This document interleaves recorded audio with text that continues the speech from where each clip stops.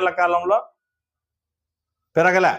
మీరు రూపొందించిన విధానం చట్టబద్ధత ఉంది కాబట్టి మీరు 5 ఏళ్లలో రూపొందించిన విధానానికి ఆ విధానం ప్రకారంగా విద్యుత్ ఛార్జీల్లో మార్పులు జరిగినాయి.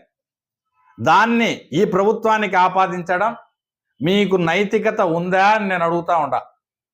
మీకు తెలిసి మీ నాయకుడు ఇచ్చిన ఆదేశాలతో జగన్మోహన్ రెడ్డికి భయపడి మీరంతా చేసే ఈ తప్పుడు ధర్నా కార్యక్రమాలు ప్రజలను ఏ విధంగా మభ్యపెట్టడానికి, ప్రజలను ఏ విధంగా మోసం చేయడానికి అని నేను మిమ్మల్ని అడుగుతా ఉండా. మైలవరంలో 7,000 మెగావాట్ల ప్రాజెక్టు ఉన్నది, సోలార్ ప్లాంట్.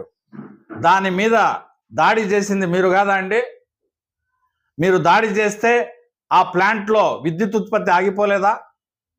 7,000 మెగావాట్ల విద్యుత్ ఉత్పత్తి ఆపేసింది మీరు కాదా? దాని ద్వారా ఒక విద్యుత్ కొరత అనేది మన రాష్ట్రంలో ఏర్పడితే ఆ కొరత మీరు సృష్టించింది కదా. VTPSలో కానీ మన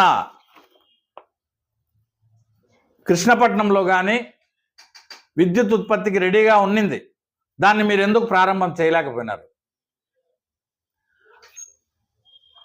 విద్యుత్ ఉత్పత్తిని చేస్తా ఉన్న సోలార్ ప్లాంట్ మీద ఎందుకు దాడి చేసి అవి విద్యుత్ ఉత్పత్తి కానీకుండా చేసినారు? విద్యుత్ కొరతను మీరు సృష్టించినారు రాష్ట్రంలో.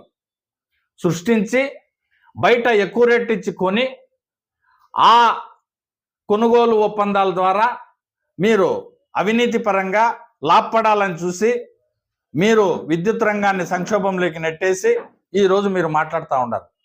దాన్ని గట్టెక్కించేదానికి ఈరోజు చంద్రబాబు నాయుడు గారు కృషి చేస్తూ ఉంటే మీరు చేసిన తప్పుల ద్వారా తల ఎత్తిన ఈ పరిణామాలన్నిటినీ ప్రజలకు అబద్ధాల రూపంలో మీరు ఏమి చెప్పదలుచుకున్నారు అని నేను మిమ్మల్ని అందరినీ సూటిగా అడుగుతా ఉండా.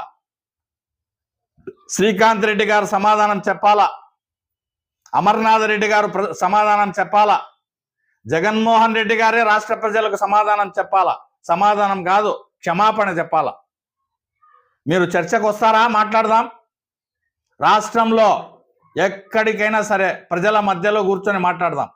మీరు చర్చకు రాగలిగితే మేము అన్ని ఆధారాలతో వస్తాం. రాష్ట్ర ప్రభుత్వం పరిపాలన చేపట్టిన తర్వాత విడుదల చేసిన శ్వేతపత్రం